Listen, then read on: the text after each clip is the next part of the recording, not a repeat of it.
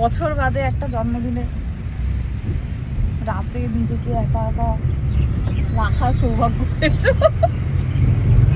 যেমনটা আগের ভিডিওতে বললাম যে আমার বরের জন্মদিনের আগের দিন রাতে ছিল আমার নাইট ডিউটি। তো নাইট ডিউটি সেরে সোজা পরের দিন সকালবেলা চলে এসেছিলাম আমাদের ক্যাফেতে। একটা কেক বানিয়ে নিচ্ছিলাম, কেকটা বানিয়ে আবার তড়িঘড়ি করে বাড়ি চলে এসেছি। বাড়ি এসে দেখি আমাদের মেয়ে তো স্নান খাওয়া দাওয়া করে একদম ফ্রেশ রেডি। তারপরে আমরাও তাড়াতাড়ি করে রেডি হয়ে নিলাম।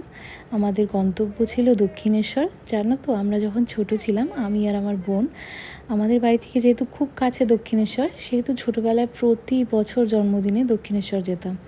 কিন্তু আমার বরের সাথে কখনো ওর জন্মদিনে দক্ষিণেশ্বর যাওয়া হয়ে ওঠেনি, কেন কি আমাদের এই বাড়ি কল্যাণীতে, জাগুলিতে, এখান থেকে অনেকটাই দূর পড়ে যায়। তো এই বছর কিন্তু আমরা গাড়ি নিয়ে সোজা বেরিয়ে পড়েছিলাম দক্ষিণেশ্বরের উদ্দেশ্যে। আমরা গিয়েছিলাম বিকেলবেলা 3টে সাড়ে 3টে থেকে আবার করে খোলে মন্দির। তো সেই সময় আমরা ঢোকার চেষ্টা করেছিলাম।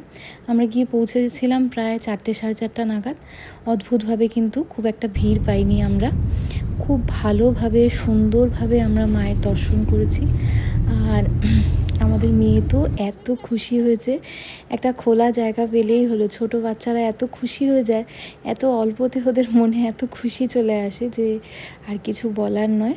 তো আমরা তাড়াতাড়ি করে দক্ষিণেশ্বরে মায়ের দর্শন করে মায়ের আশীর্বাদ নিয়ে সেখান থেকে আবার সোজা চলে গেছিলাম আমার বাবার বাড়িতে। কেন কি আমার একটা কাজ ছিল পরের দিন। তো সেই জন্য ঠিক করলাম যে কেক বাস্ক ভরে নিয়ে এসে বাবার বাড়িতেই থেকে যাব, পরের দিন সেখান থেকে কাজটা মিটাবো।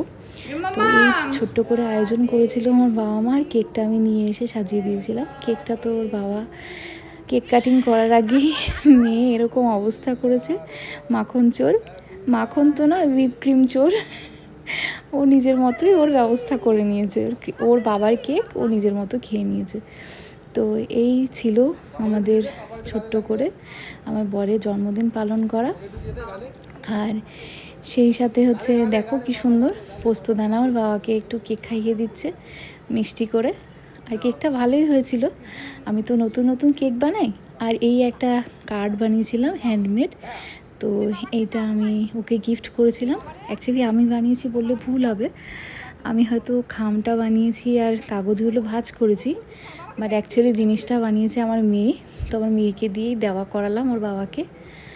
তো কার্ডটা কীরকম ছিল সেটা কিন্তু এখানে একটু জানি না ভালোভাবে বুঝতে পারবে কি না, বাট ওর বাবার তো খুবই পছন্দ হয়েছে, কেন কি ওর মেয়ে বানিয়ে দিয়েছে।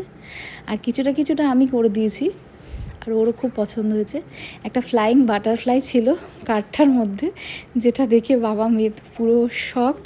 আর মেয়ে তো এত আনন্দ পেয়েছে বলে বোঝানোর মতো নয়। কার্ডটা আর যে গিফটগুলো দিয়েছি সেগুলোর একটা ছোট্ট করে আলাদা করে ভিডিও বা কিছু আমি দেওয়ার চেষ্টা করব। এই ছিল আমাদের ভীষণ ভীষণ স্পেশাল একটা দিন, 12ই জুন। তো আশা করি তোমাদের ভালো লাগলো। তোমাদের কেমন লাগলো ভিডিওটা পুরো দেখলে অবশ্যই কমেন্টে জানিও। আর কার্ডটারও একটা আলাদা করে আমি ছোট্ট একটা শর্টস দেওয়ার চেষ্টা করব। পরবর্তী ভিডিওগুলো দেখতে থেকো। Bye bye.